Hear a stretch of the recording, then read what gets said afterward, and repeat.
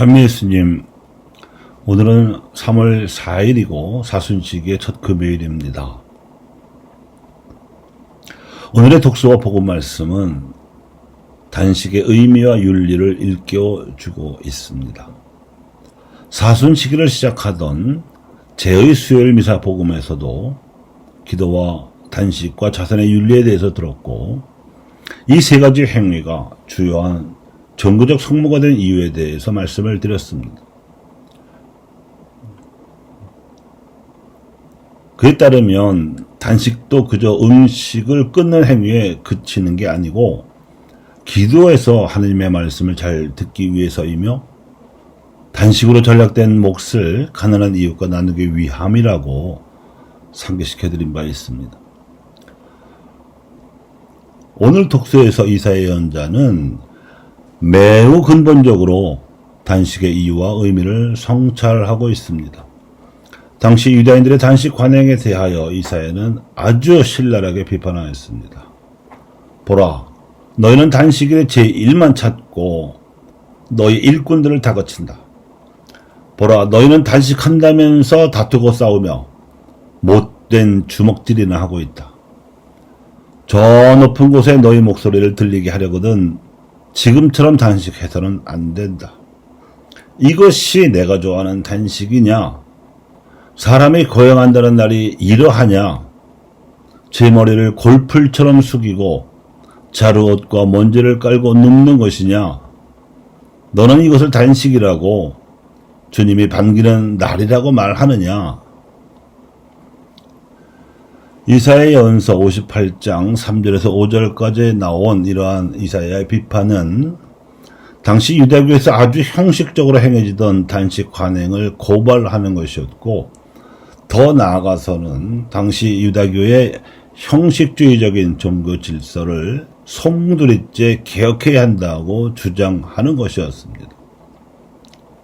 내가 좋아하는 단식은 이런 것이 아니겠느냐? 불의한 결박을 풀어주고 몽의 줄을 끌어주는 것, 억압받는 이들을 자유롭게 내보내고 모든 멍에를 부숴버리는 것이다. 내 양식을 굶주린 이와 함께 나누고 가련하게 떠도는 이들을 네 집에 맞아들이는 것, 헐벗은 사람을 보면 덮어주고 네 혈육을 피하여 숨지 않는 것이 아니겠느냐. 그럼에도 불구하고 이사야 이후 500년이 흐른 예수님 당시에도 바리사이들은 여전히 형식적인 단식 관행에 머무르고 있었을 뿐 아니라 이를 기준으로 예수님과 제자 일행을 비판하기까지 하였습니다. 그들은 이사야가 전해진 예언의 뜻을 도무지 알아듣지 못한 귀머거리였던 셈입니다. 이미 예수님께서 하나님께서 좋아하시는 단식은 물론 그분이 바라시는 종교 질서를 선보이고 계셨는데도 이를 알아보지 못하고 단식 여부 그 자체에만 잣대를 들이밀고 있었기 때문입니다. 이미 예수님께서 선포하신 하나님 나라의 복음 선포 활동은 이사야 예언자가 내다본 바를 실현하고 있었습니다. 즉, 그리하면 너의 빛이 새벽빛처럼 터져 나오고 너희 상처가 곧바로 아물리라. 너의 의로움이 네 앞에 서서가고 주님의 영광이 네 뒤를 지켜주리라. 그때 내가 부르면 주님께서 대답해 주시고 내가 부르짖으면 나 여기 있다 하고 말씀해 주시리라.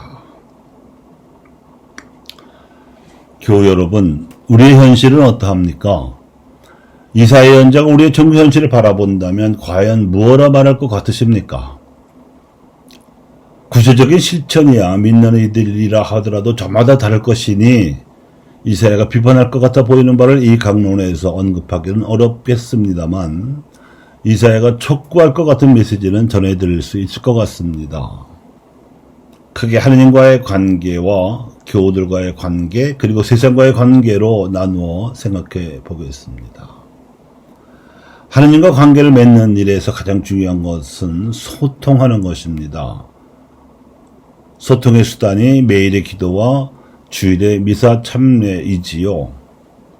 이것이 그분의 뜻을 알아듣기 위한 제사이며 우리의 실천을 다짐하는 것이 그 예물이겠습니다. 우리의 빛이 새벽빛처럼 터져나오기를 바란다면 매일의 기도를 거르지 말고 정성을 다해야 할 것입니다. 우리의 상처가 곧바로 아물기를 바란다면 주일 미사를 의무감에서만 참여해서는 안 될 것이고 하나님께 본격적으로 드리는 제사답게 정성껏 바쳐야 할 것입니다. 더 나아가서는 미사에서 들려오는 말씀의 흐름을 잘 파악하고 알아들어야 될 것입니다. 교우들과 관계를 맺는 일은 수평적인 소통입니다. 그것은 신앙 공동체를 형성하는 일로 나타나지요. 본당에서든 다른 활동에서든 교우들끼리 맺는 인간관계는 소통을 위해서 서로의 신앙 감각을 존중하는 노력이 바탕이 되어야 합니다. 세상의 흔한 인간관계처럼 돈이나 사회적 지위나 나이 등으로 영향을 받아서는 안 될 것입니다. 세상과의 관계는 교우들끼리 맺어놓은 공동체가 사도직의 지향을 가지고 활동하는 가운데에서 이루어집니다. 세상 사람들은 흔히 이익으로 뭉쳐서 관계를 맺지만 교우들이나 의로운 이들은 선한 지향으로 관계를 맺고 사도직 활동에 임합니다. 그런데 이 과정에서 공동 합의성의 구조를 이룩하기가 만만치 않습니다. 그래서인지 자주 분열하고 쉽게 해체됩니다. 하지만 이 공동 합의성의 구조를 이룩하는 일이 사도직 활동의 생명입니다.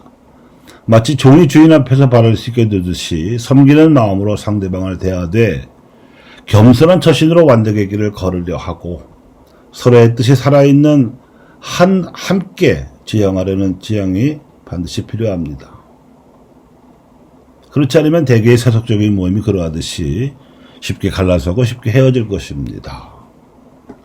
공동합의성의 구조는 교황청이나 주교관, 교구청에서만 필요한 것이 아닙니다.